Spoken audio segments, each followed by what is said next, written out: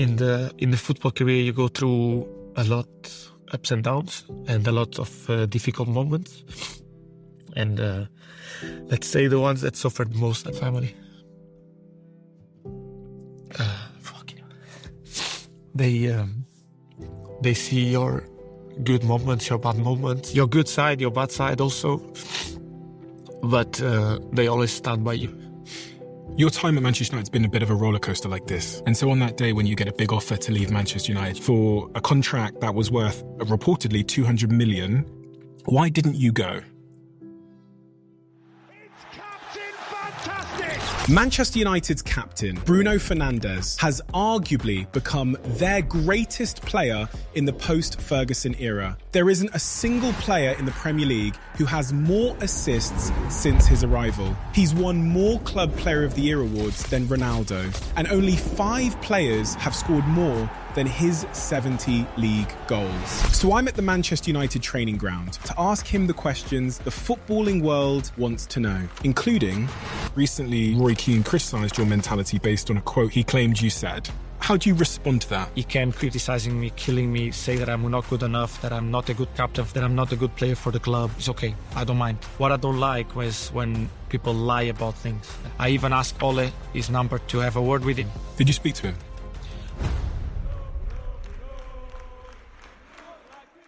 Guys, I've got a favour to ask before this episode begins. The algorithm, if you follow a show, will deliver you the best episodes from that show very prominently in your feed. So when we have our best episodes on this show, the most shared episodes, the most rated episodes, I would love you to know. And the simple way for you to know that is to hit that follow button. But also, it's the simple, easy, free thing that you can do to help us make this show better. And I would be hugely grateful if you could take a minute on the app you're listening to this on right now and hit that follow button. Thank you so, so, so much.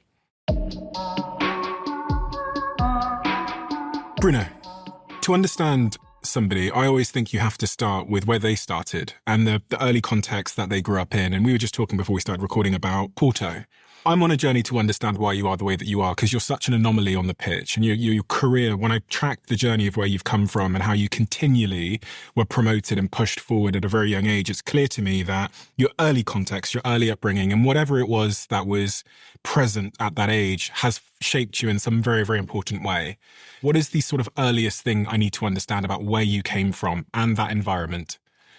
For me, it's all about family. It's about taking care of other people. And I think to succeed, not just in sports, but in life, you need to be very careful of your surroundings. So I think the values of my family, the values of my parents were what make me the person and the player I am today.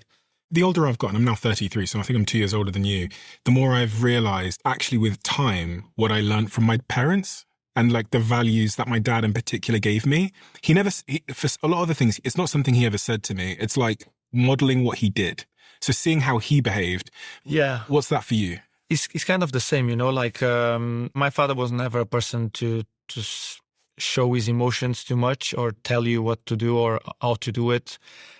He would just do it, and you would understand by his behavior, by the way he does things, that that was his way of showing us how he has to be doing. Was never a person of like hugging, kissing and stuff. He's got now into that. Even when I come out of games and stuff, you see like I always get his hug, I always get his kiss. And this is something that as a kid, I knew how much he loved me, but in this small aspects was always my mom giving this kind of love. He was more in the way of he was showing how things have to be done, how much you have to sacrifice yourself to certain things. My dad was very strong with me in terms of like games. Mm-hmm. Imagine I could come out of a game scoring 2-3 goals or whatsoever, and my dad in this case, will always pick up the bad moments I had in games to make me understand that was good, but wasn't great. There's always margin to improvements, it's always small things. And I think I've learned from such a young age to deal with criticism that I'm now probably in one of the biggest clubs in terms of like getting criticism and attention. That doesn't hurt me. Like, I don't like it. Obviously, no one likes to get criticized, but it doesn't hurt me. It doesn't change the way I behave. It doesn't change the way I want to do things. But from the other side, it makes me understand there is still things to improve. And I listen to that, and I look at my game, and I see if it's needed of changing, of improvement in my game. And my dad was always very strong in that with me. And I see nowadays the parents, my dad never wanted me to be a footballer. He wanted me to become a better person, a better player, or a better student. Everything I wanted to do, he just wanted me to do it at like 100%. You want to do this, you have to do the best you can. You can't just be happy with, you go to a test, and let's say in Portugal was from 0 to 100%, and you have 98, and you'll be the most happiest person in the world. No, you can be happy because that result is amazing, but you left 2% then that you still can improve. So you always showing me that even if it was just a small thing or a small detail, you still have something more to do. You still have something more that you can improve or become better. And that's something that has stuck with me, not just in football, but in life. I don't like to do things 50%, 60, 70, or 80. Whenever I'm included in something, I want to go full. I want to learn as much as I can. I want to be the best version I can in that aspect, whatever it is. I mean, it's really interesting because I wonder to myself how I think you started playing football at 5 years old. Yeah, 5. And were you good from 5 years old? Were you different from your peers at a young age? In such a young age, and I never think about being a footballer. I just wanted to play football for life. I'm just happy playing football. I just want to have this ball in my feet every time, all time. And you joined FC Infesta? Yeah, that was my first club. At 5 years old. I mean, I've got some photos of you as a young man here. I've got so many photos here. But you must be roughly around that age then. And remarkably, I read that after one training session, they moved you into the older group and you played with people 2 years older than you when you were, 5 years old? Yeah, I was 5 playing with a 7 years old. Why did they move you into a different group? I went for the first session and it was a futsal session, 5-a-side, but like an indoor thing. Yeah. And after that first session, they told me that like, no, you need to get on the grass. And then I think it comes just, I looked at the other players and at other people that were training with me, and I didn't want to be better than them. I just wanted to like getting at them was the same as getting at my brother that was 5 years older than me. For me, it was no difference. If I have to beat him up, I will beat him up. Like 1v1, I'm going to go past him. I have to tackle, I'm going to tackle him. He's going to tackle me stronger, it doesn't matter. I tackle him again. And I had no fear. And I think that was the thing that made me become better and better, because I was never the best. Like technical ability, yes, I was good. Was the best? No. Speed, was I quick? Yeah, I was quite quick. Was the quickest? No. I was the strongest? No. I was the tallest? No. But I had no fear of anything of that. I had to sprint with someone that was quicker than me. I'm going to sprint with him, and I might not beat him, but I'm going to get close to that. I actually read that you were so aggressive that referees sometimes asked your coach at Infesta, Sergio, to sub you off. Otherwise, they'd have to send you off. Yeah. I mean, that kind of correlates with what you were saying there about fear. Yeah. You were aggressive. That's what I mean. Like I had no fear, like I wouldn't look at faces or sizes whatsoever and think like, oh, he's bigger than me, like he's gonna be stronger than me or whatsoever.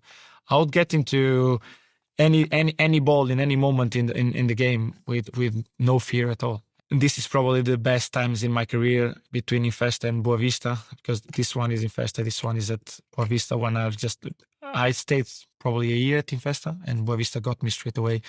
And you moved quickly up and up and up and up. And that was one of the remarkable things I noticed when I looked at you starting playing at 5 years old, getting promoted to an older team, and then quickly, almost in all the clubs, I'm looking at when you were 17 years old and you left Portugal and moved to Italy to join Navarra. Yeah. And after 3 months there, you were promoted to the first team. But then you very quickly joined Udinese. Yes. And at Udinese, you met a guy called Francesco. I can't pronounce his surname, but Guidolin? Guidolin, yeah. He was really, really formative in your career, wasn't he? You were, 18 years old? 18 years old, yeah. Why was he such an important part of your career? What did he teach you or give you at Udinese? He was the manager that probably gave me the basis and the foundation to be fearless and express myself, like to get my head out of so many things that were going on. And as a young kid that has just made the step into the Serie A, and he's like, oh, now is the moment I need to show myself. But he was like, you don't. You showed me that you have the qualities when you were in second division in Italy.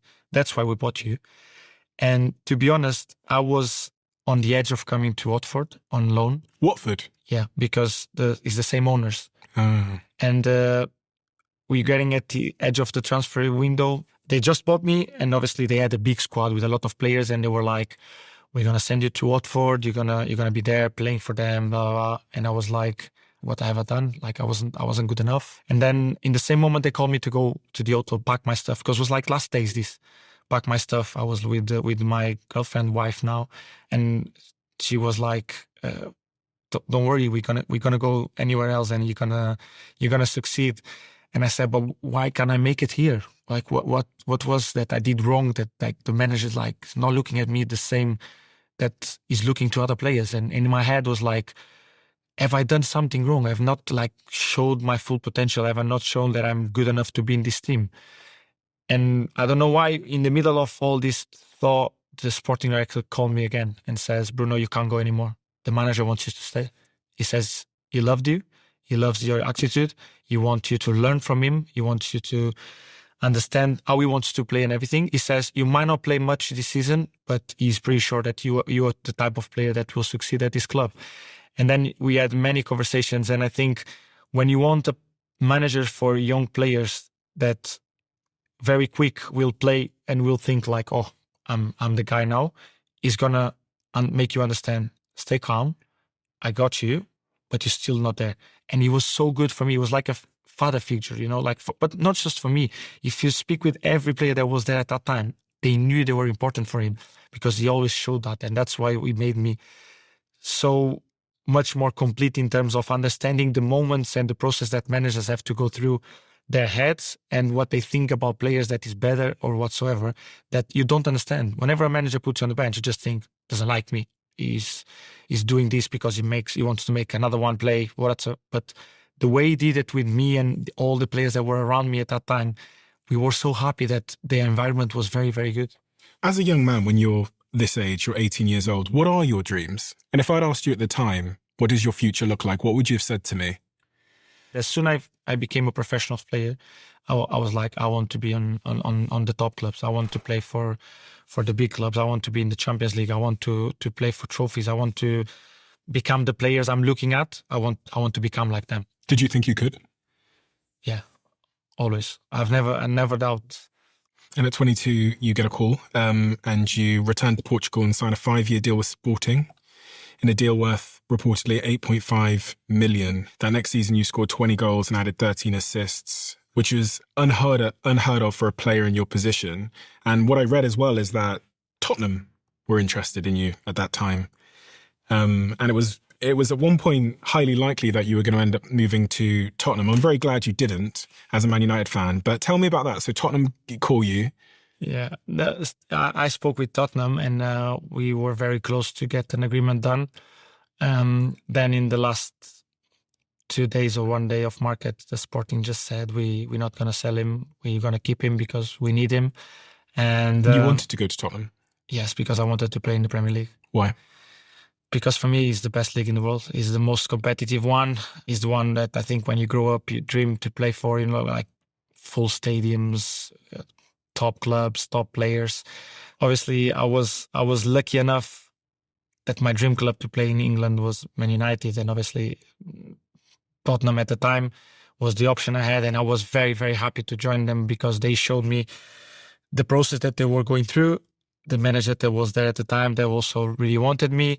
All the new things, the new facilities and everything. So I was very happy with everything that I could see going forward. But it didn't happen, and for bigger reasons, I guess. And then in January, I got the call that I was hoping for 2-3 years already. Tell me about that call. Because I know Manchester United has been, in your eye for a long time. I mean, I know you grew up watching people like Cristiano Ronaldo play for this club, and I think when he first played for Portugal, you were a young guy. You were like 8 or 10 years old or something, and he had been a great star of Manchester United. But I think generally people of our age group, we grew up in the heyday of Manchester United, the Sir Alex Ferguson era as well. So why Manchester United? And can you zoom me in? If I'm a fly on the wall when you get that phone call from your agent, I guess, that Manchester United are interested? I can see the smile on your face. No. I was, let's say, I was in my wardrobe. I was getting ready to go to bed. My wife was just putting my daughter. At that time, I only had my daughter to bed, and I get the call from my agent. I knew things were going on and everything, but after what happened with Tottenham, I didn't want to put my focus on transfer windows, and I never did it in every step of my career that I've changed club. I always said to my agent, whenever he's like 95% that the club really wants me and is ready to make an offer, tell me, and then I decide if it's like the right moment and I want to go. A part of that is I'm like, just keep him apart. Keep me apart. I don't want to know it. I don't want like to lose the focus of what I'm doing to something that I can't control. And after the Tottenham thing, I was like even more, because obviously I was basically done. And then all of a sudden, last day, Sporting just says like, guys, they text Tottenham and say like, we're not going to make it. So he called me and he said, Bruno, so you told me to not speak to you until we had something like concrete. But just so you know, they also have agreement already, everything. So it's just on your side now to say yes or no. And I was like yes or no to what? And he said, come on, you've seen the news. I said, my agent calls me, guys, and Miguel, the news are every day different. Every day they're going to put a new club that is interested in me. So I'm not going to be focused on that. He said, okay, Man United is coming for you. I know this is like what you want. So just so you know, this is the one that you've been waiting for. So it's on you now to make a decision. And then for like 10, 20 seconds, I didn't say anything. I was crying, but I didn't want to talk because, like your voice starts going a little bit choky. And then all of a sudden my wife gets into the wardrobe and he says, I'm still on the call. And she goes like, why are you crying? And like him on the phone say, are you crying? I was like, I turned that off and I was like, Miguel just called me. And then in the moment I'm trying to explain to my wife what's going on, he's calling me like repetitively, like I need an answer. And I was like, and my wife was like, why are you crying? So like, this is like what you have dreamed for. Like this is the moment you've been waiting for. And I was like, oh, I don't know. I think it's just too much. Like I've never expected after everything that happened with Tottenham, I would have got the chance to come to the Premier League again. And having the chance to come to the Premier League with Man United it's like 100% of the dream complete. So obviously then like I just call him back and I said like I don't even want to know anything else. Just tell them I'm going. Obviously I was very good at Sporting and I was very happy there because I really enjoyed my time at Sporting, because it was when I became probably the best version of myself as a player, where I improved so much in that 2 years and a half. But then was like the dream of playing for the Premier League. And I think from every Sporting fan, they really understood that was ready for me to go and do the next step. And when you joined, here's the famous photo of you signing with Manchester United. Yeah. It's funny, the smile that you still have on your face when you look at these photos. Same, yeah. It's because I think when you look back, as I said, like this is the day your dream comes true. So it's probably professional-wise, I think I put this one and Sporting together because of the importance that Sporting had in my career. But obviously this was the cherry on top of the cake, because this is where I wanted to be. And you joined the club at a time when the club was in a bit of turmoil, struggling. Sir Alex Ferguson has left.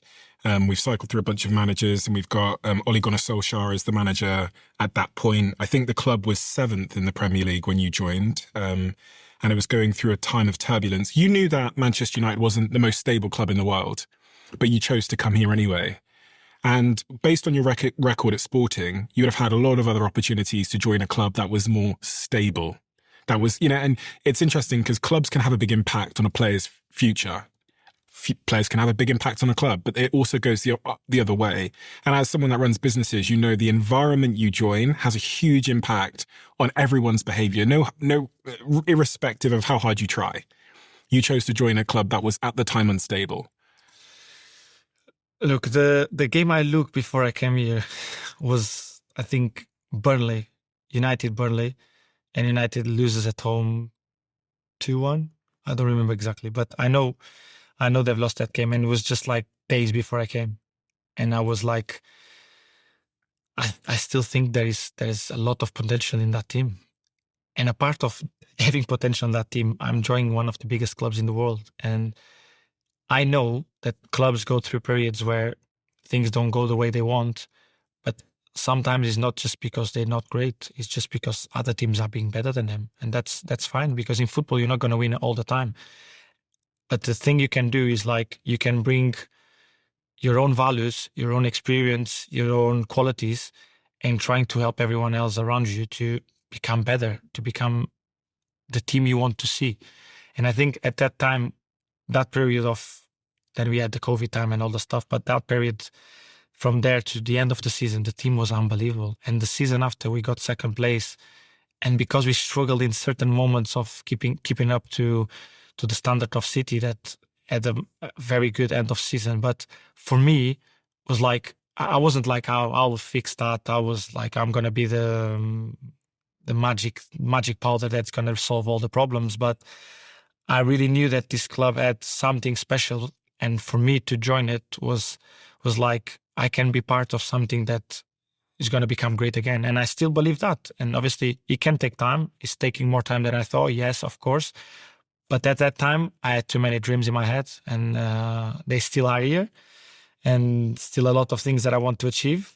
But this smile and this guy that came here in 2020 is still the same guy that wants to win and succeed at this club. I'm wondering, because there's been so much said about the environment at Manchester United over the years. I know a little bit about the environment when Sir Alex Ferguson was here, because I interviewed a lot of his players, and having been to Carrington before and actually going to the grounds and actually sitting in the hospitality lounge and waitresses coming over to me and talking about when Sir Alex Ferguson was here and how he knew everyone's name. And then how it changed. It was really interesting to me to get a lot of this feedback, because it highlighted how small things in culture can have a big impact right down to the way players play. And there's always the story that Gary Neville told me about with Wendy and her charity balls. He told me a story of the players walking past Wendy who got the charity ball signed for a local charity. And one day, a couple of them didn't sign it. And Sir Alex Ferguson came downstairs and he, quote, fucking killed us. And it's a strange thing to do, like to care that much about a small detail in culture. But over time, Gary told me he understands why Sir Alex Ferguson cared so much. So my question to you is really about the cultural evolution at this club and what the fans are desperate to know about, like how it's changed and how it feels different from the time you arrived in 2018 up until today.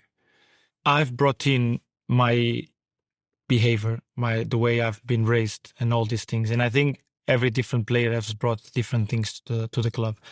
But I think one of the things that has to be always there is the respect for people. And I think that says, for me, is a non-negotiable thing. Like if any player comes to this club and he doesn't respect the physios, the stewards, the people that are in all the desks we have here, the people that work for us in the restaurant, the chefs and all these people that are around us, taking care of us, even if you don't see it or if you don't think it or whatever it is, for me is a non-negotiable thing that the respect has to be always there.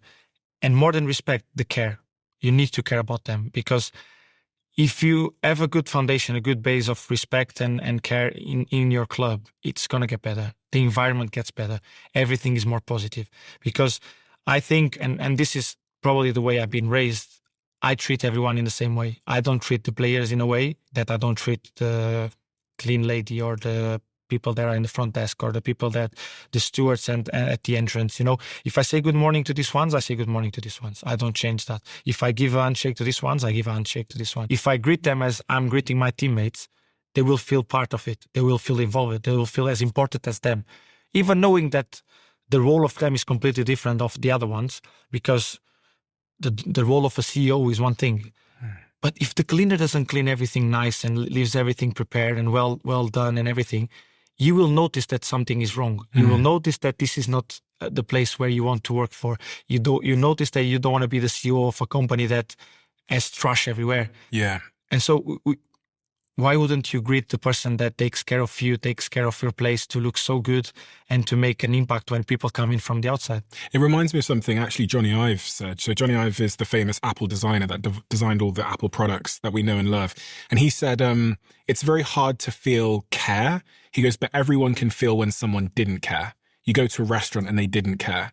Small things. He goes, it's like he said, care is just this thing in the background, this ambient feeling you have when you arrive somewhere.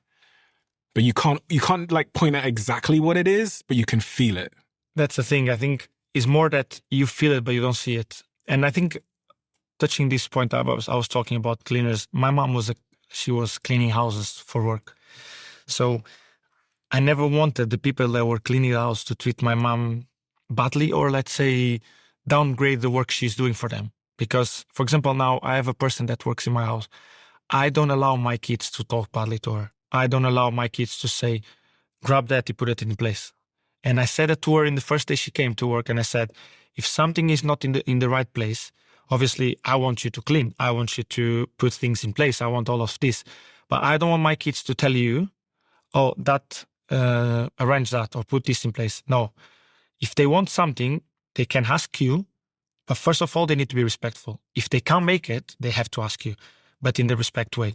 But if it's something that they can make, you have to make them make it. Not like, oh, you do it. No, just explain them how to do it. Show them the way so they learn with it.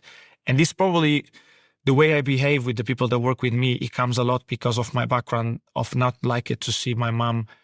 Because I was not in the houses, obviously. I don't know if they treated well or not. My mom never said to me that any of the people that she worked for were bad to her or treat her in a bad way. So I really think that made me understand that because I don't want that for my mom, I won't make that to other people. I've been a Man United fan since I was a kid. So like my siblings were born in Manchester. I was saying to you before, I was born in Botswana in Africa. But because I've got two older brothers who are Man United fans, I very quickly became a Manchester United fan. I remember like 3-4 years old. And then as soon as I could, when I was 18, I moved up from the southwest to Manchester at 18 years old. And I lived here and went to my first Manchester United games. I've seen the club go on this incredible journey from, Sir Alex Ferguson's era to this sort of period of transition to where we are now. And it's my observation, my honest observation, that in the post-Fergie era, the club made some bad decisions as it relates to recruitment and culture. People often talk about Ed Woodward's. I'm not going to try and stitch you up in any way or get you to talk about anything in particular. I'm just expressing my opinion. They talk about Ed Woodward's strategy towards signing players and it being a bit flippant. And then you look at the sort of group of lads that we had. And just as a United fan watching on the pitch, I felt the culture was a bit confused because it didn't seem like it seems now, where it seems like there's this really strong central agreement around the values. It felt a bit, I don't know, a bit like we had signed players because they were famous or big, but not because they fit. And I feel when I look at the club now, I go, oh, these guys kind of fit. And whoever's doing recruiting is thinking about character. It feels to me like there's been this process over the last couple of years of getting rid of the wrong character profiles. And I think Amorim really spoke to this.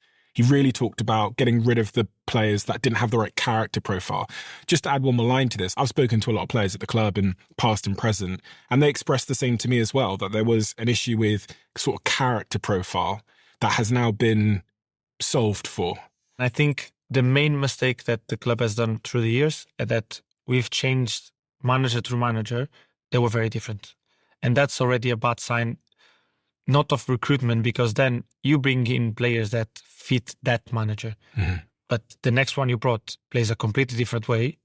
And the 3 or 4 or 5 that you bought don't fit this one anymore. And then you have to buy another 4 or 5. Mm-hmm. And then the constantly change of strategy in the club or in the way we wanted to play or whatsoever was not the best, because then obviously it becomes that the players don't suit anymore. The system is not even more the character then it comes up, but it's more the system.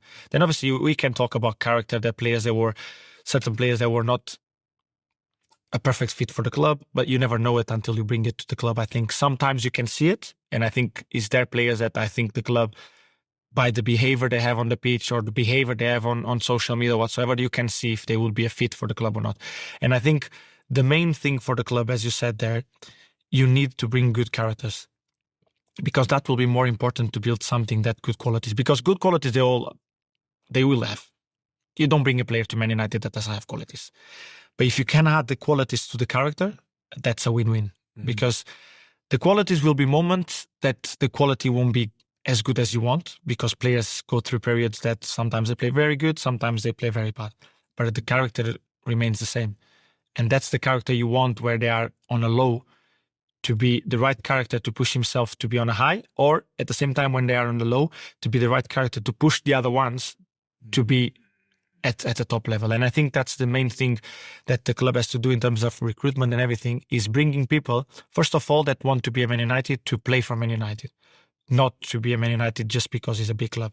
They want to be here because this is the club they think, and they really understand that they want to succeed with this club. They want to bring this club back to the days we were used to see Man United. I know it's been 12, 13 years, I know, but we want that to get as short as possible to become that club that won 20 Premier League titles and is joined the most in the Premier League. Mm-hmm. So character in a football club is more important than the quality, because the quality, you're always going to get it and you can improve it. This is what I heard from Patrice Evra. I remember him telling me that he met Sir Alex Ferguson in an airport, I think in France. And Sir Alex Ferguson sat him down and said, "Are you willing to die for Manchester United?" And he said, "Yes." And so he shook his hand. He said, "Welcome to Manchester United." And that's a different way of recruiting. He's not testing if he can kick a ball well. He's testing if he's got the heart and that mentality that I think Fergie and previous sort of cohorts of Manchester United really, really cared about. I think Sir Alex, obviously, he's done mistakes in recruitment too, because obviously not every player was great, but he always brings players in any time, in any moment, they would fit the club. And that's the main thing, I think, in terms of recruitment. But this is like something that is not for me to get involved, but I will say it. I understand the club has different managers comes in and different ways of playing and whatsoever, but the recruitment has to be for Man United, because the player will get normally a 5 years contract and the manager will get 2. And you know that if something is not working, the club always gets rid of the manager first, then he gets rid of the player, because it's much more difficult. So I think you always have to bring players that fit the club, and then you bring managers that fit the club and the players you've got. Mm-hmm. And I think that says to be the thing that, for example, let's talk about Klopp and Pep, why they were so successful, because they chose the players in togetherness with the club that will fit the club, the system, and the way they wanted to play. And through the years, have they done mistakes? Of course. Have they bought players that didn't work? Yes. But I think we're more the ones that worked than the ones that didn't. And the ones that didn't work, I haven't seen many of them coming out and talking bad about the club or about the manager whatsoever. Yeah, it's difficult to be there and a club buy you for 50, 60, 70 million and then you don't play when you thought, oh I'm going to play because they're paying this amount of money for me, I'm going to play. Then you get there, you don't play. Of course it's difficult. But what I've seen is that they built in a way that the squad was strong enough to take care of those players that were not playing and were struggling. One of the things I've noticed as a change, especially this season, is all this social media distraction, people posting on their Instagram stories when they don't play, their brother's sister posting, my brother should be playing, whatever. All of this sort of like social media stuff that some players were doing over the last couple of years seems to have vanished. And this is just an interesting, we talk about small things being interesting signals. It's one of the things I've noticed this year. There isn't social media nonsense going on. I guess my question is that something the club has done? Have they sat you down and said, stop the social media stuff? Or is it just a consequence of getting the right people together? I think it's a little bit both, but at the same time, I think the club has to be the one being strong with the players. When they see something that is not right, or they don't like it, or it's not good on the players, on the team, on the attention this club gets, I think the club needs to talk with them and with the agents, with the families, whatsoever that speaks out and says something. Because I think it's also on the players to make the families and everyone that is behind them understand that what they put out or what they say can have consequences on our careers. Do you talk to the players about this? If I see something that I don't like, or if I see them posting or replying to some people on social whatsoever, because, for example, from such a young age, I said to my parents, I've said to my brother, I've said to my sister, I don't want you talking without me knowing it. Not because they don't know how to talk, whatever, but they're not aware what can be bad or wrong.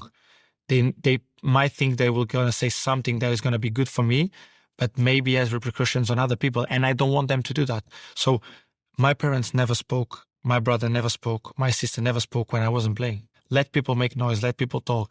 It doesn't matter what they say. I know for my mom, for example, she suffers a lot with this, and I say, take it in, don't care. Pray at your saints like you do to me all the time, and make sure they do the right thing for me, because that's what matters. And she kind of like gets okay with that. Obviously, I know that probably when my brother says something or my sister, they want to reply to something. They want to say, it's not true. Why are you talking about this? Or my brother, whatever. I don't want them to get involved in that, because it's not going to be good for them. Not going to be good for me. And it's not going to be good for my environment. And I don't want that. But I think that is because I was strong with my family in the first moment. And I think that's how you have to be. I don't go home to my family and saying like, oh, this manager this manager that. I might say what I like or I don't like or whatever, but I don't go in a way of like, if I had someone that could put something out because I've been doing this. I don't care like to people to put out, oh, Bruno is training so well. Bruno is doing this. Bruno is doing that. I know I'm doing it. That's enough for me. And it's true because, you've been through this process of transition with Ollie, then Carrick, then Raf, then Eric, then Ruben, then Fletcher, then Carrick again. And actually one of the remarkable things is I've never noticed your attitude towards the managers be any different. I can't tell. As far as I'm aware, you support them all. And that's how it should be, I think. If you've got a problem, I think as, player, you should go tell them. But we shouldn't know. And we don't know. With you, I don't know what you think of them. I agree with that. Because first of all, I like every manager that comes in my way because I learn with them. And every manager that comes in has their own idea, has their own thinking, has their own way of playing. And they want me to do one thing, the other one another thing, the other one another thing. And for me, that's good because they believe that I'm capable of doing different things that I was doing before. So what I won't give to the managers is the choice or the option in their head to think, I'm not going to play Bruno. What do you do when you're not happy about something, though? As the captain, do you go have a chat with them? No, I do whatever they want me to do. If they think is the best thing for the team, I'm going to do it. Either I agree or not, believe it more or not, I make myself available for what they want to do 100%. If then it works or not, that's on them to decide that if it needs to be changed or not. I'm not going to go to the manager and ask them to change formation, the way they play. If they ask me, I give my opinion. If they don't ask me, I don't say anything. What have you learnt about what a good manager does and how to be a good manager from the 6 managers you've had? For me, look, through my career, I've always heard that, like certain players should be treated in a different way than other players. I don't believe in that. It's like the same as having a business. You buy certain people to do certain things because you believe they the right person to do that. So I don't think that you then should change the way you behave with them. You should probably approach them in different ways. I believe in that because I'm not the same as you. Yeah. So do you treat players differently on the pitch? Because you shout at lots of your teammates. Are there some that you won't shout at as much? I treat all of them the same. And I think they're kind of getting to know exactly why I do it. Everything that we train imagine, let's see, during the week we train this. And we have seen images of this. We know what we have to do. The manager has prepared us for that. I demand that, at least. I don't care who you are. We've been a full week preparing the game for this. This we need to know how to do it. Then if you can make a pass, or you can make a goal, or you can make a tackle, that's different. That's the qualities I need from each one individually.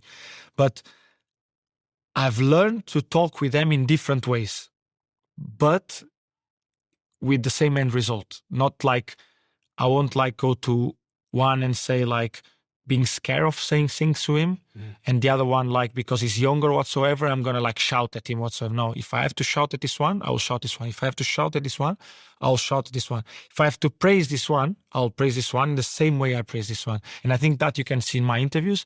I'm not afraid of saying what I feel. At the same time, I'm not afraid of praising players for what they have done or what they're doing, even if they probably in the moment they haven't done as much as they needed to get the praise. But for me, I think he needs that praise to get into the next level. So I'm going to give him something, but I make him aware. I've gave you something, but I'm expecting something more from you. It's like my dad giving me like, you need to be better, you need to do more.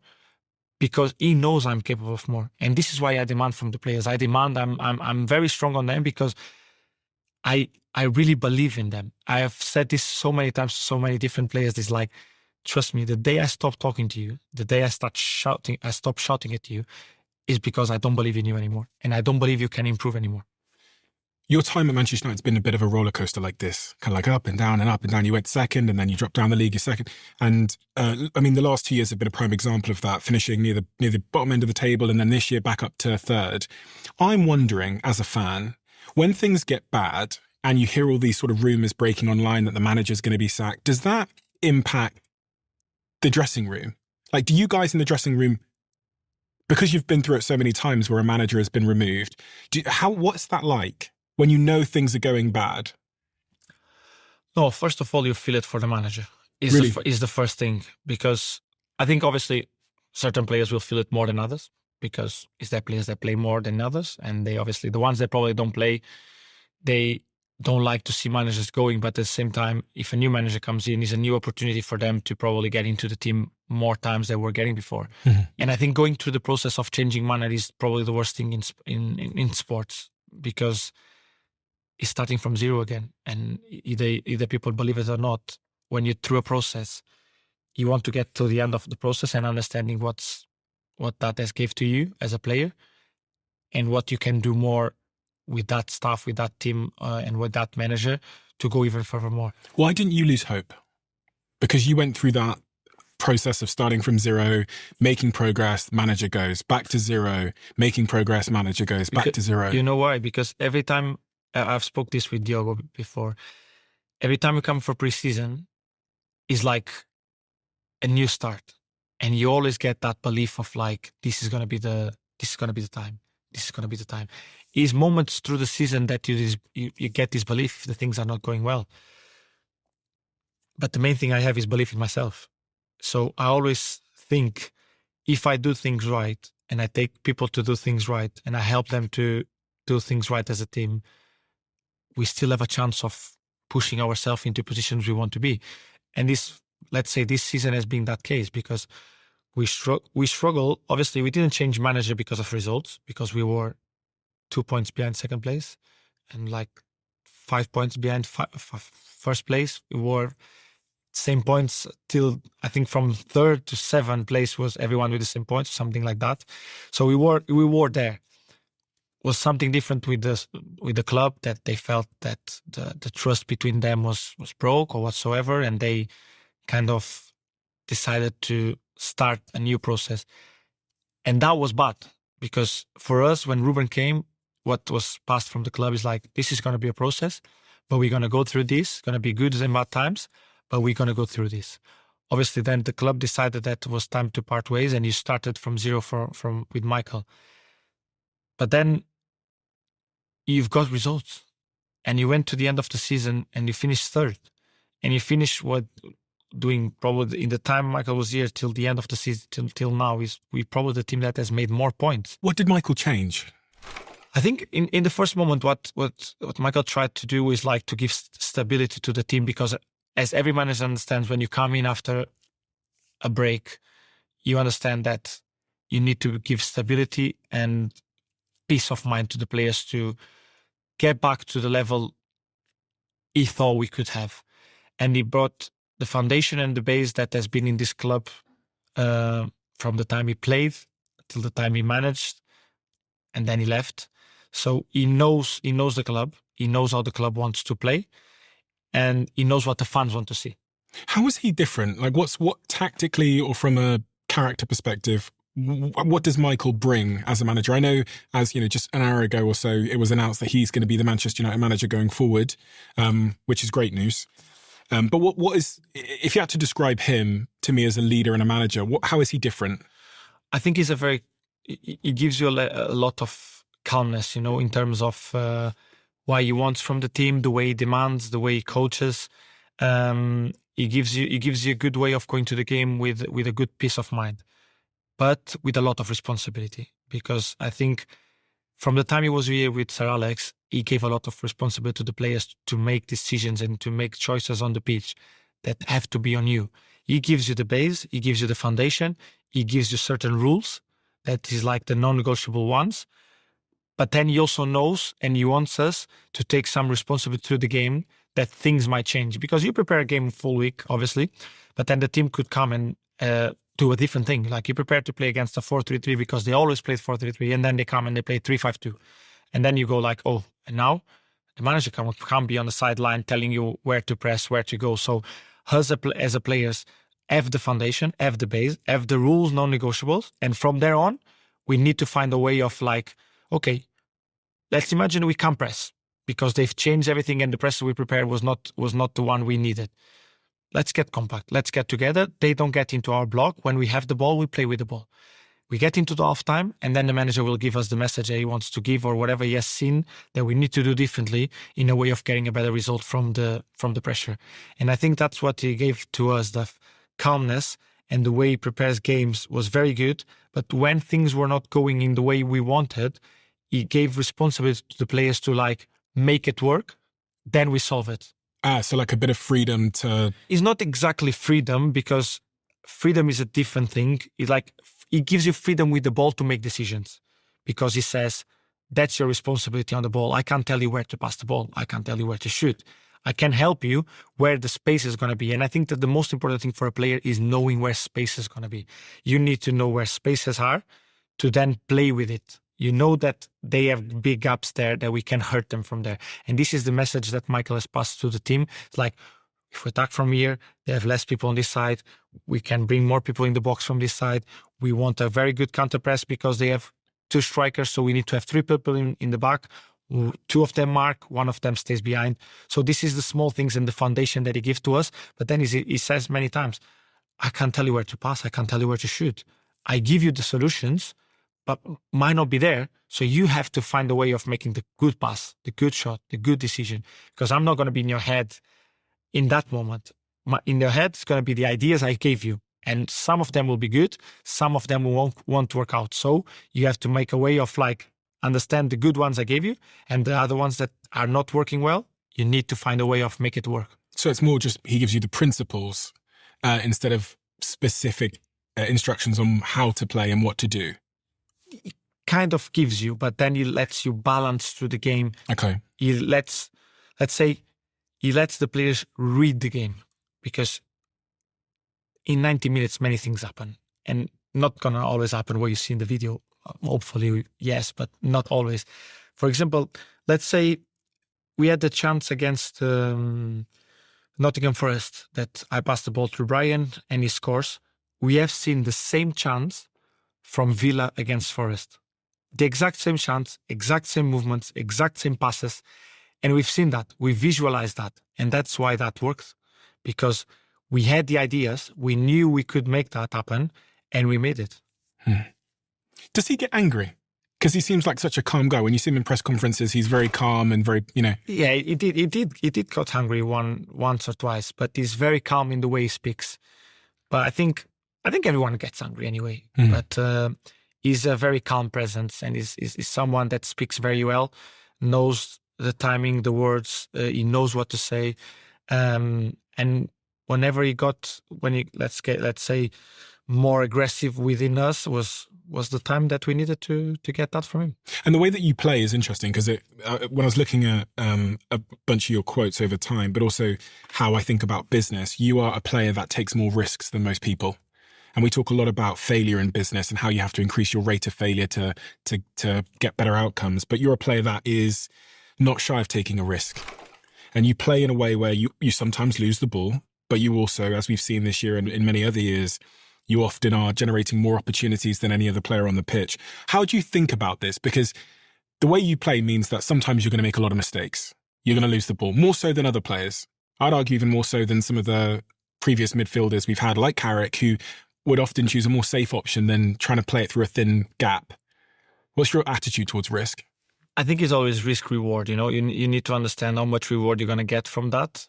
And if taking that risk is good for the team or not. Let's say the position I play, you need that. It has to be one of your main skills, to take risks, to do things that the game demands from you, and to make sure that your team teammates in the front get the ball in the positions that is going to be, the rate of success for them to score a goal is going to be higher. I might miss 2 or 3 times, but if I get one right, that can become a goal for us. And I think there's nothing better than a risk reward that is a goal. So I think when you play as a number 10 position, obviously you don't want to lose the ball. You have to make that as less as possible. But in certain positions, you lose the ball more often than others. Wingers will lose more the ball on 1v1s than midfielders do. Fullbacks will do normally more crosses than centre-backs will do. Number 6s will make more tackles than a striker will do. So it's a balance in the team that you need to have. Let's imagine I played with Kobe and Casa. They're not a risk player. So if I take 4 times, let's say, a risky pass, and they take 1 each, that's 6 times a game. So I need to be the one that takes 4. They need to be the ones that take one each, because the responsibility they have in the team is the one that they make the team play from the build-up, push the team forward to then get the ball into the players that have to take the risks. Because if you don't have the players that take the risks, you're going to end up bubbling. And we talk like, for example, let's say Man City. There is a team that let's say Guardiola, Tiki-Taka, all these things. De Bruyne was the player that take the risks. Cherky is now the player that take the risks. Phil Foden, Doku, Mahrez will be the ones that taking the risks on a 1v1. Has the manager ever told you to take less risks? Eric told me to take less shots. Shots? From the outside of the box. He showed me a board with my success rating of shots on target, shots off target, and goals. Showed me the positions where I was more effective. And he told me, I think you need to get more into these positions to then make your shot. Into what positions? Let's say close to the box, like in the position we would see the box, and you would say like more towards left-hand side, you score more goals. More towards the right-hand side, you aim more the goal. Towards the middle of the edge of the box, you miss more shots. So he was like, get more into the left side or get more into the right side, or close range, long range. So, but then obviously is we come back to the risk and reward, because sometimes obviously you're going to score a great goal from 25 yards out.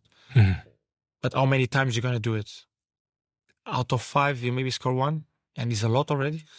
So I need to make that risk become less and less and less, getting more risk probably from 18 yards, because there the possibility of me scoring a goal, it might be 3 in 5, because I'm much more closer. I can put more power on the ball. I can be much more effective.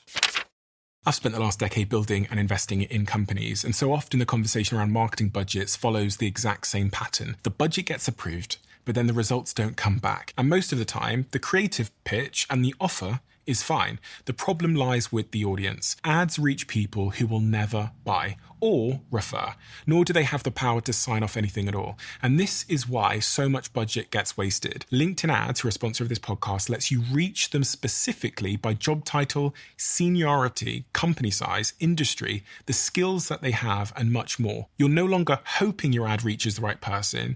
Instead, you're defining exactly who sees it. And LinkedIn Ads drives the highest B2B return on ad spend across all major ad networks. Give them a try at linkedin.com/diary. And if you spend $250 on your first campaign, you'll get a $250 credit for your next one just by going to linkedin.com/diary. Keep this to yourself. Terms and conditions apply. Of all the things I thought would ever turn up on my desk, a red light toothbrush was not one of them. Here we are. This is made by our sponsor, Bond Charge, and you'll probably know of their red light face mask and their infrared sauna blanket because I use them religiously and I've spoken about them on this podcast before. But their toothbrush is new to me. I was sent one of these a few weeks ago, and ever since then I've been using it religiously because I love their products. And this is the first toothbrush that combines both red light and near infrared light with sonic cleaning at the same time. The same red light technology that's used for skin and inflammation is now built into a device you already know so well. And I'm using it at least 2 times a day at the moment to clean my teeth. It's great for your gums, for stimulating gum circulation, and for soreness. And the best part is it's not an extra thing to add to your routine. It just replaces your current toothbrush. If you give it a try, you'll get 20% off at bondcharge.com/DOAC. And also you'll get free shipping and a 1-year warranty. That's bondcharge.com/DOAC. You've had lots of managers, so they've all asked you to be, play in different positions. But on this pitch here, where is it that you like to play the most? I think the positions where I can be more effective is this square, let's say. Here. I would say let's put it like this. Okay. Yeah, no, just need a square. Oh, you just need a square. This is, let's say, imagine we are attacking this side. This is the spaces where I think I can be more effective in this square here. And different managers asked you to play in different positions within here. Because, for example, let's put here. With Ruben, he used to play 3 at the back, 1 wing back, 2 midfielders, another wing back, and striker, and 2 10s. With Ruben, I played a lot of times here, in this position when he first came, and he wanted me, and in this position, these two.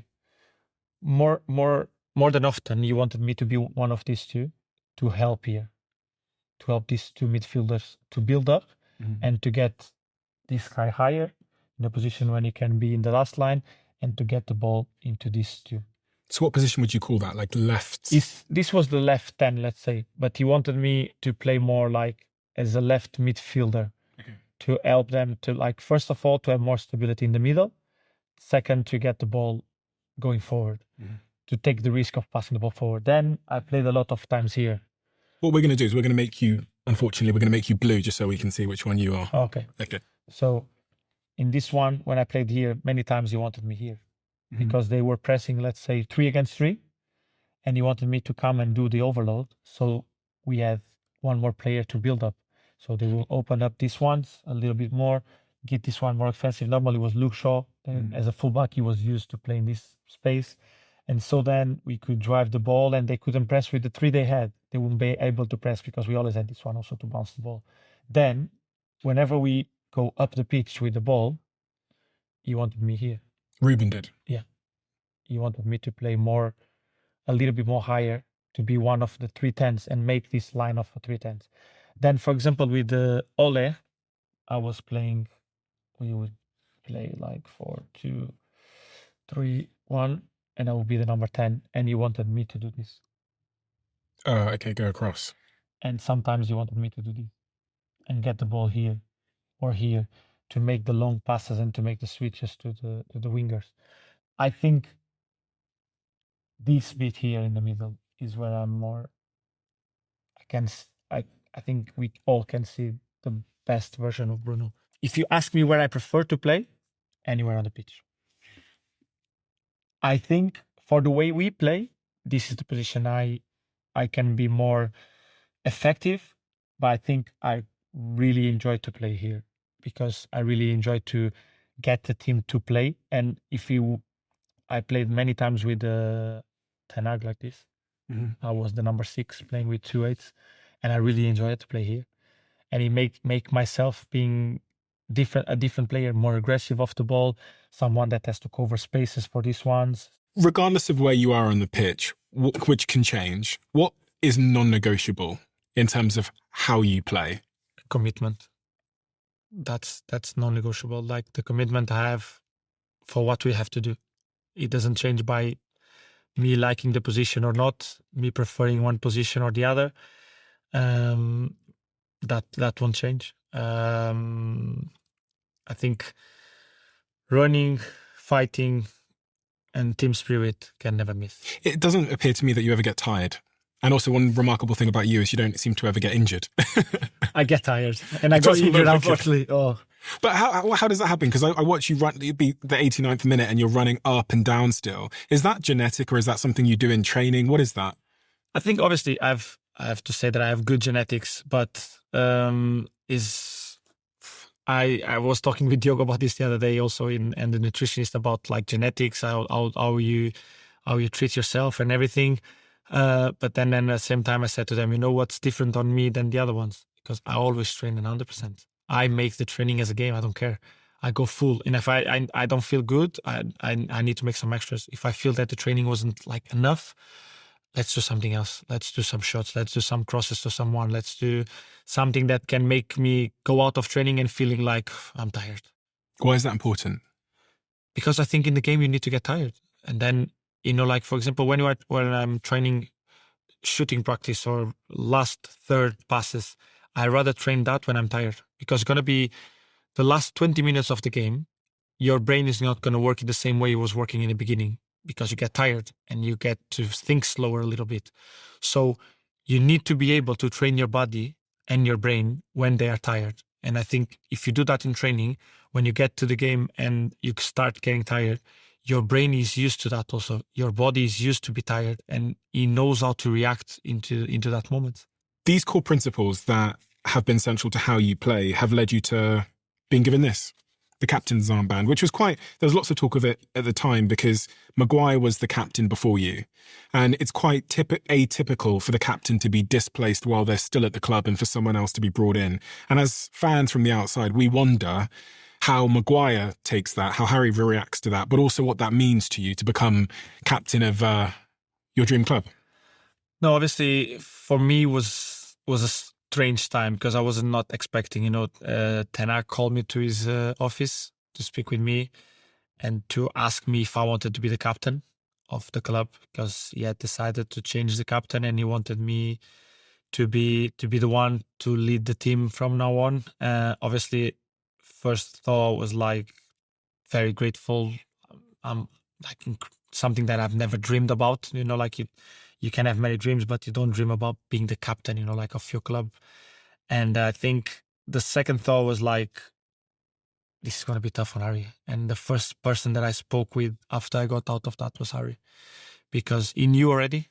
I think the manager spoke to him. And before I said yes, I went to speak with him. Because the manager basically made me the question if I wanted also. Like he didn't said like, you're going to be the captain, that's it, point. He asked me. And I went to speak with Harry, and the first question I made was if he was leaving the club. Because obviously, as you said, it's not something normal. I've never been through this in my whole career. And I spoke with him about the offer that they gave it to me. And to be honest to him, and he said like, if is there someone that deserves that, is you. And I'm very, very happy that is you getting the captain armband. That if I have to take it off for myself, I think you really deserve that. And I think that was the point that made me understand that I was doing things right.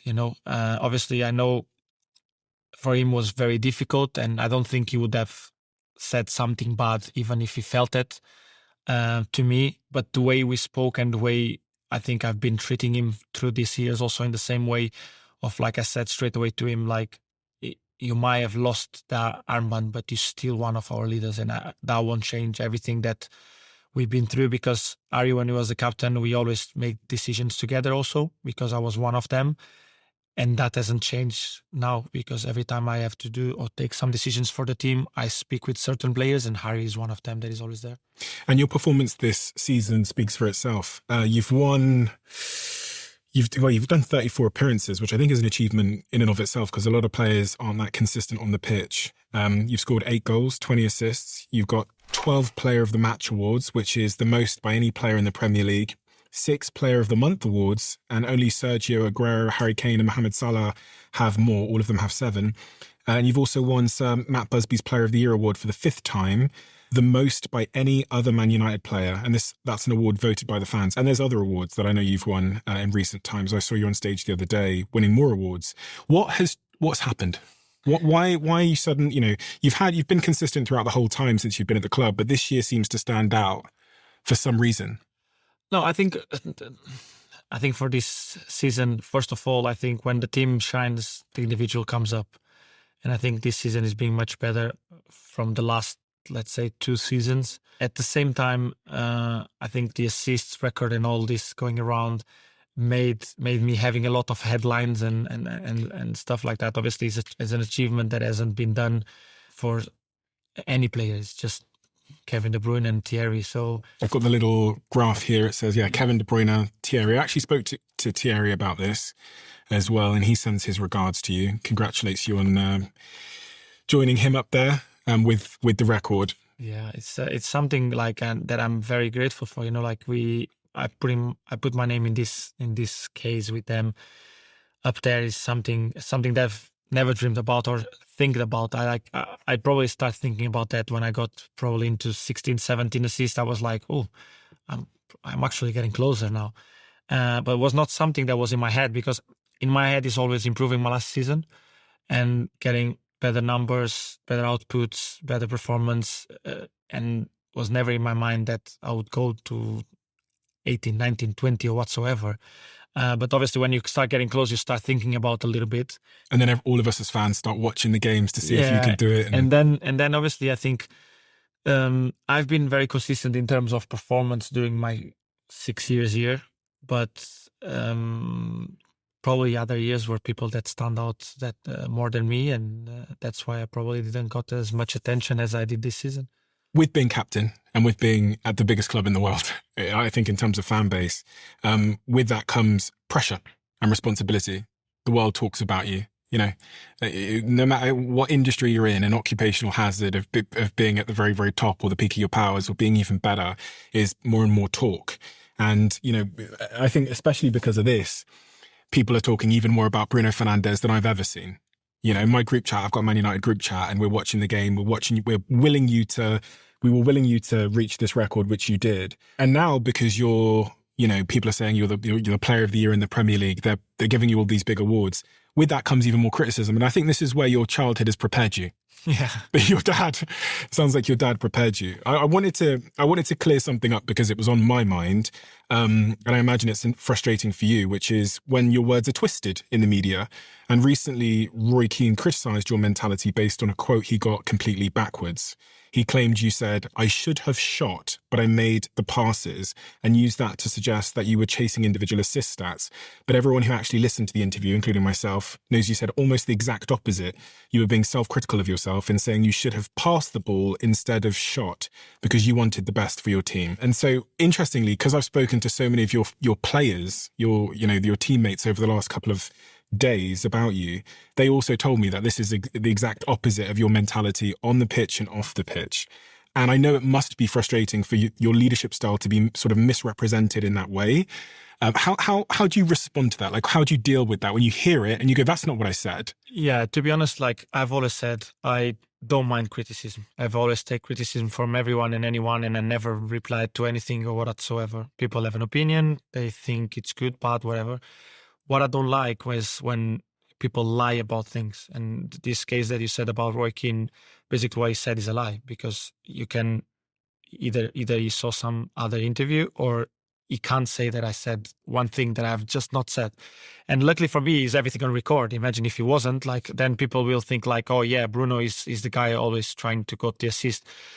But one thing that is consistent is my number of creation is always the same. So it's not that I've been trying to reach this now. No, I've been creating chances since I came to the Premier League, probably more than anyone else. So he hasn't changed that. My type of play or aim of play or way of playing hasn't changed since I came to the Premier League.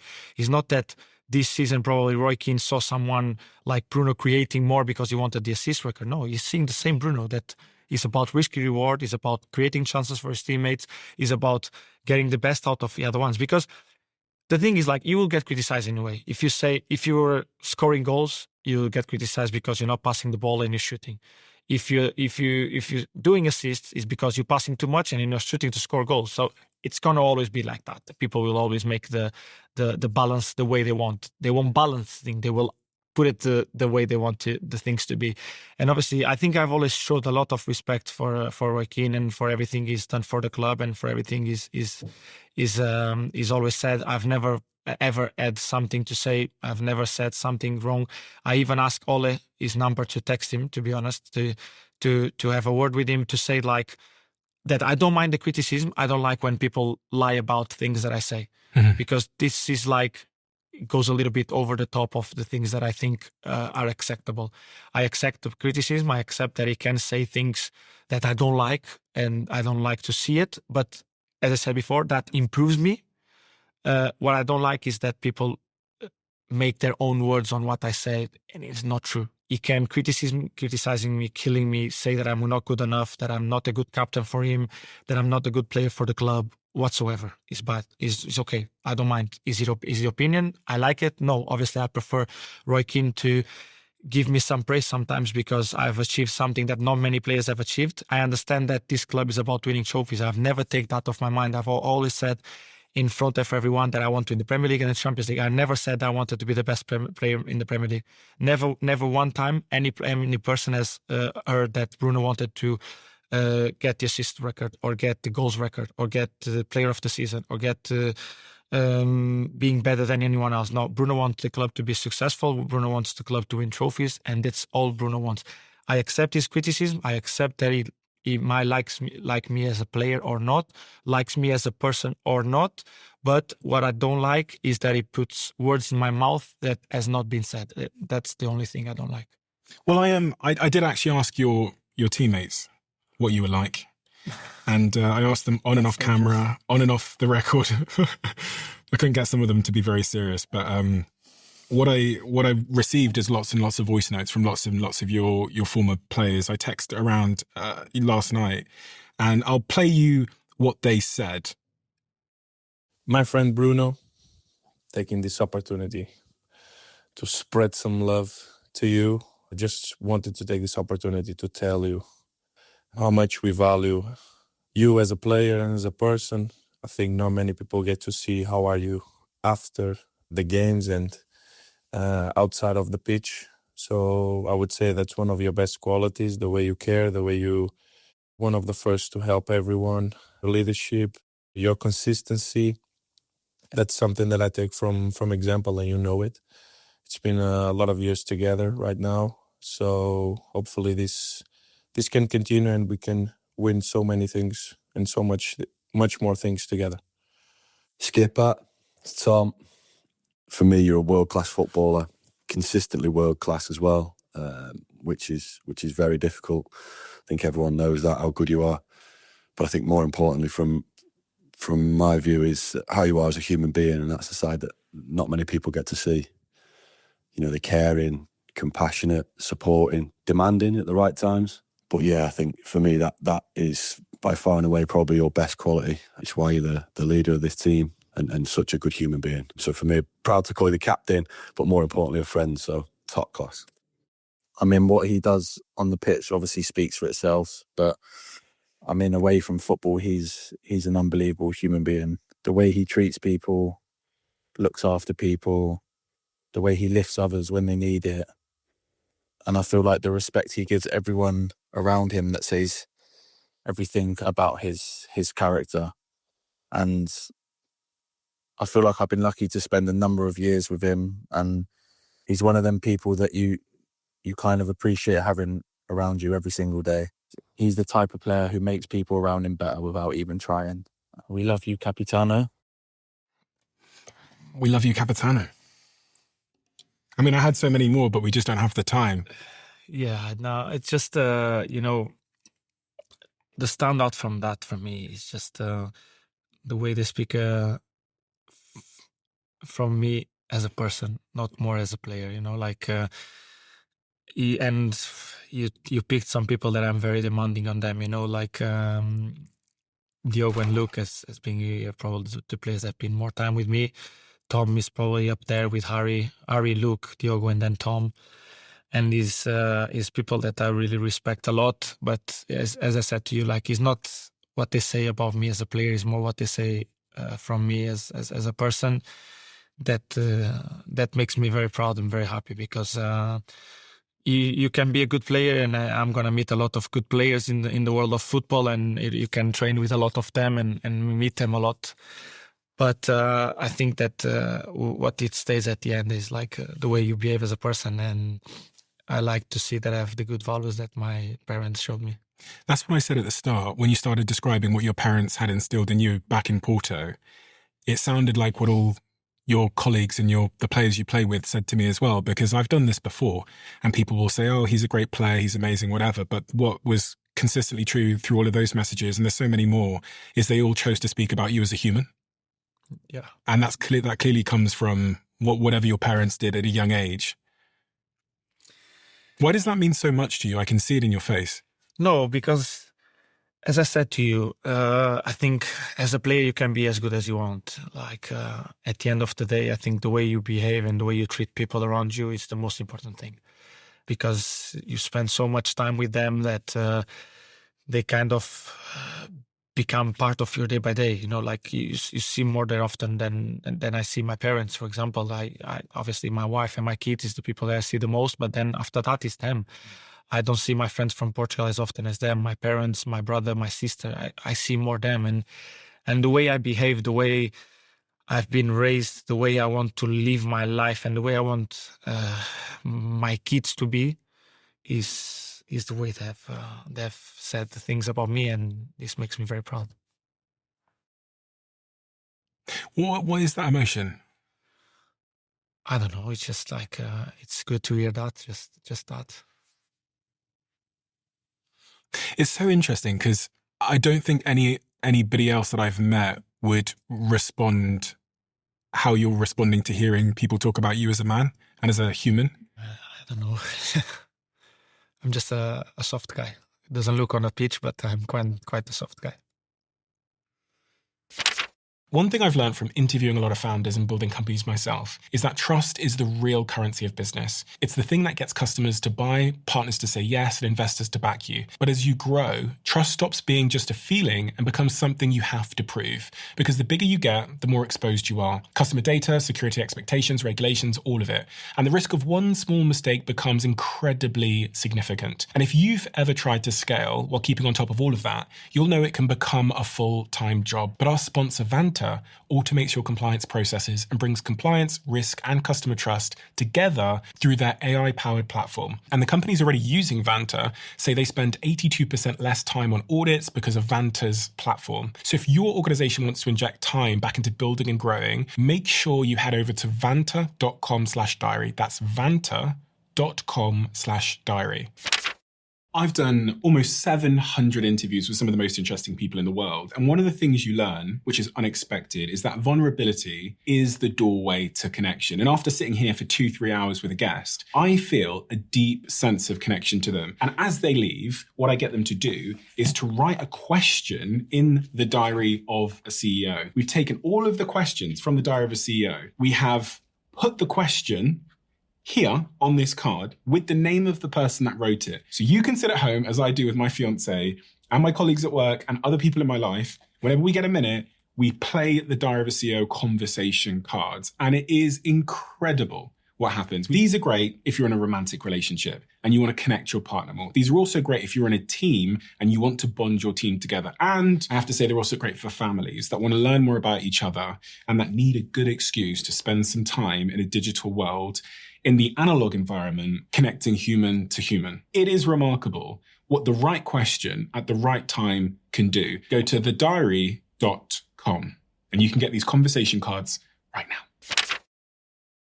One of the things I learned through my investigations is that you have a clause in your contract, and you don't have to confirm or deny this, I'm not going to ask you to, but what I discovered is that you have a clause in your contract which allows you to leave for, I found out 60 million. And you chose not to leave Manchester United. You got a very, very, very large financial offer. I mean, I've seen some of the numbers that are reported, up to 200 million to leave Manchester United, and you chose not to leave. You could have rode off into the sunset. Frankly, I think the way you were playing, you could have gone to almost any club in the world. You could have got paid more and probably would have had a more certain guarantee of winning silverware. And for some reason, you chose to stay. When that offer came in, reportedly from the Middle East, the big offer that we're hearing, for a contract that was worth reportedly 200 million, why didn't you go? I said it before. I haven't fulfilled my dreams here, at this club. Was that a conversation you had with your wife? Yeah, also. What was that conversation? She seems to be there all the time when you make these big decisions. Oh, of course. She's the one, probably, I never make a decision by myself because obviously moving around nowadays with 2 kids has a lot to say, obviously. And more than, I don't know, become most richest person in my hometown, I want to live my dreams and pass through the values to my kids that they need to have. And my family is always going to be the number one priority in everything I do, because they followed my dream.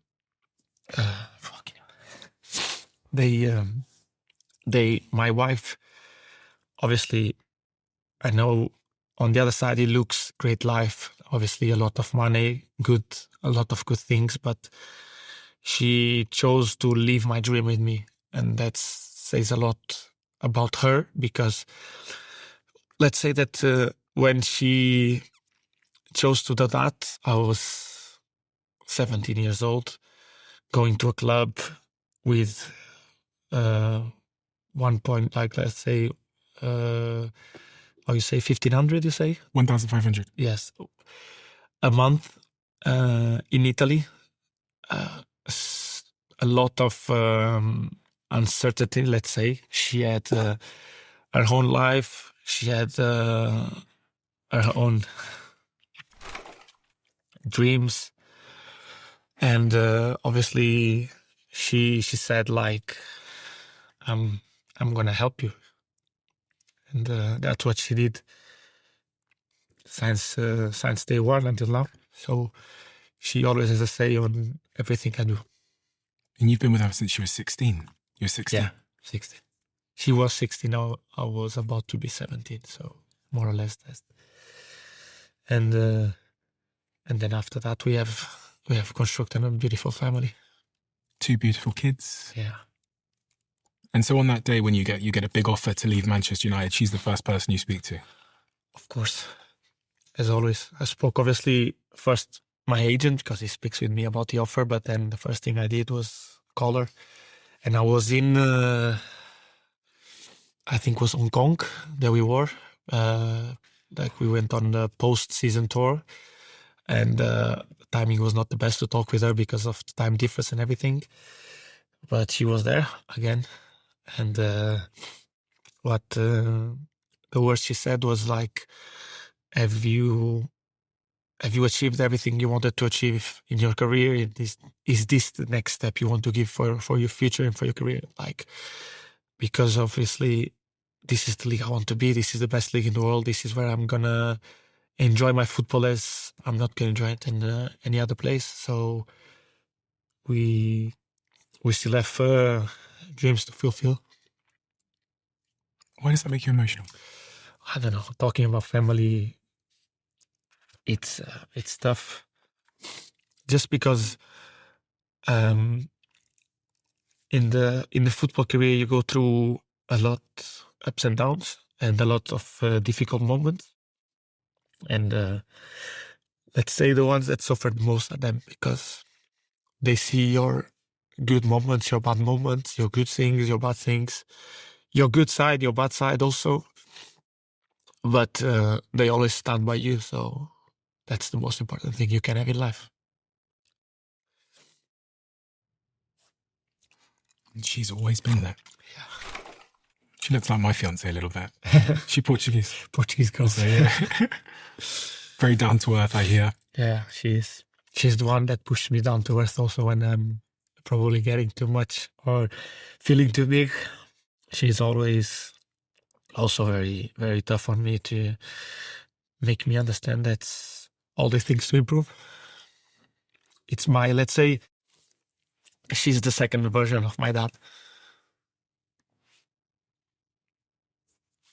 Probably that's why I chose her and she chose me in a certain way. Does she know this? Does she know? Have you been able to tell her? Yeah. Yeah. She's not. She's gonna, I can't say the word, what she's gonna say after she sees this and sees me crying. She's gonna say I'm very soft. I won't say the word exactly, but let's say I'm the affection one, the one that likes hugs, that likes, she's more, I don't know, she's I think she's through her life she had many things going on, and she built this thing around her that she doesn't need. Let's say she doesn't need much love or whatsoever, but is there many moments where I know she needs, I know she feels it, I know she kind of like, she's just like, she's not good at saying what she feels. And I'm more open. I show more my emotions. I show more if I care, if I don't care, if I suffer, if I don't suffer. She kind of closes it a little bit for herself. But she's a very strong woman, to be honest. I know you have 2 beautiful kids together. Yeah, we have a beautiful girl. That was the first one. At the time we were in Italy, and then it came little Gonzalo when we were in England. So one, let's say that she's always saying that she's half Italian, and one that basically looks like British, is white, blonde, and one half English, let's say, and then 2 full Portuguese people. I didn't realise your celebration where you cover your ears is for your daughter. Yeah. She covers her ears, right? Yeah, she used to do it when she was younger. She's too old for that now. She's a little Anna now. Very, very strong-minded, very strong attitude. She has a lot from me in the terms of being very strong and very... She's like... she can take care of herself very well. Is exactly like her mom. Well, I wanted to say thank you. I'm a Man United fan. And hearing that you have gone through this very tumultuous period with the club where you could have gone, where you've had many offers from many people to go and do something else. And you've had offers where people offered you even more money. And for whatever reason, and I now understand because I've understood your values that your parents instilled in you, you chose to stay and to stick with us as a club and as a fan base. So on behalf of myself and all of my friends that are Man United fans and the Manchester United fan base, I just wanted to say a huge thank you. Loyalty is increasingly rare these days in football because people are often thinking about other things. So as a Man United fan, thank you so much. By doing that, you've also taught me something as a man.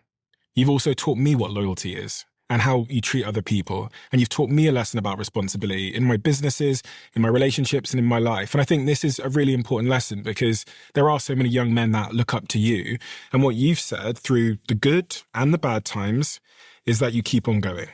You keep on going. You keep on fighting. You don't give up. You don't quit. And it's so great that the captain of the biggest club on earth has those values and puts those values before other things that might tempt someone with less integrity.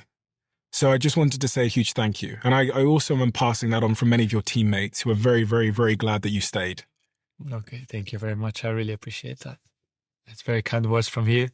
And I hope you stay even longer because I think we're coming into an interesting period of Manchester United where I think we have a lot of the sort of foundations in place now to carry on. That's what I hope so. And I think that's not the club, but everything in general, the fans and everyone, I think really deserve to be back to the glory days. Things have changed. I mean, Ineos are here now. I know I know quite a lot of the guys at Ineos. I was away in the tour with a couple of them during the American pre-season tour. And one of the things they said to me is that when they arrived in the club, there wasn't structure. A couple of them had said to me, there just wasn't. And it's so rare that you have this huge gap between the manager and the ownership, or the players and the ownership. That usually in clubs there's structure. I think from what I've heard from players, they've put that structure in place now. How has it changed with Ineos' arrival? No, I think first of all, it was important because, as you said, not that we didn't have a structure, but it was very difficult for players to understand where they had to go to talk in certain situations that we were not very clear we should talk with. Mm-hmm. And now I think it's very clear that you have Jason, that then you have Omar, and then you have Sir Jim. I'm very aware that now the structure that we have is a good foundation and a good base for us to understand where and which places we need to go if we need something as a club or as a players. Has it improved? We started a process with Ruben, where we thought that would be a process of 3-4 years. That was the plan of the club.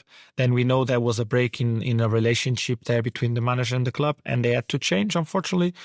And now today they have announced that they want to go in a direction with Michael, and hopefully for me, I hope that it stays stable, because the main thing the club needs is stability in terms of managing. Because if you really believe that Michael is the guy and you took him to the job, I think you have to give him the foundations he needs to build what he thinks he needs for a successful team. At the same time, I think you brought someone in that knows what are the values of the club. And I think that's the main thing and the most important thing, that the club brings people in that know the values and know what's needed and have a great character to be at this club. And Michael's the guy? Yeah, because as I said, I think he's the one that knows the club better than any player that here. He's been probably more time at the club. I've been with him as a manager, assistant manager, and then manager.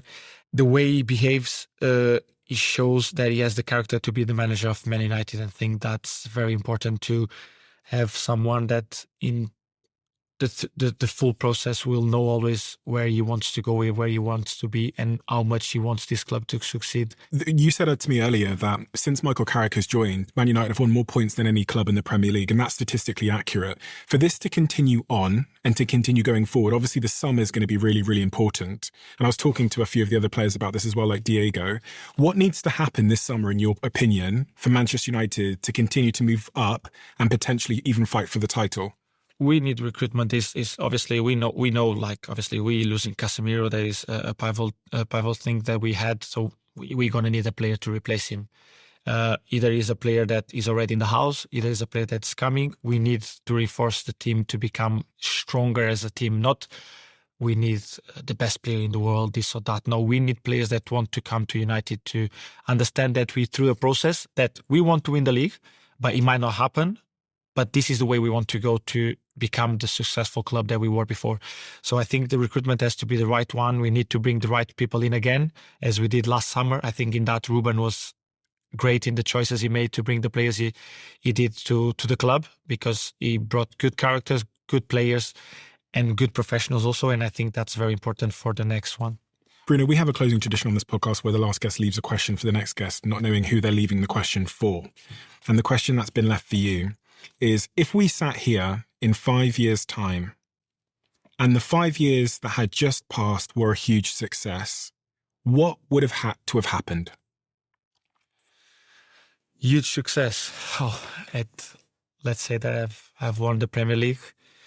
I've won the Champions League with the club, and we've brought the club back to the place he has to be in terms of club. Obviously, in 5 years' time, I would like to be able to touch one of the gold ones too with my national team. Of course, let's say that's my biggest goal in terms of career. The World Cup. Probably the World Cup. I would say, because winning the Premier League and the Champions League with this club will be amazing, but representing my nation will be always the biggest achievement I have in my career, because not many players get to do that, representing this is when you represent your people, when you represent your parents, your brother, sister, wife, kids. This is, you represent that small nation in size, but big in quality and big in love and fearless, a fearless country that has conquered the world many times in different ways, and do it in a football way will be a great achievement for us. Irrespective of what happens here, and I very much believe that Manchester United has now the potential to go and challenge for these trophies here because of all the hard work that has been put in by many people in this club, but also because of your loyalty. Irrespective of what happens, you're going to be a cult hero at this club forever. Not irrespective of this stuff, because I think you've done something which is even harder and even more rare in the modern world, which is you've shown tremendous loyalty, unbelievable character, you've shown humanity, and you've set an example for the club when we were at our weakest, when we needed someone to do that the most. It's all well and good doing it when everything's great. It's all well and good. But being that committed and that loyal and setting that much of an example and continuing to run on the pitch, but also to be an exceptional human off the pitch when times are hard, I think says even more about a man. So again, on behalf of all the Man United fans, a huge, huge thank you. And please sign the contract. When he's in the table. Bruno, thank you. Thank you very much. We're done. Thank you so much. It was a privilege. We appreciate it. Thank you. Thank you.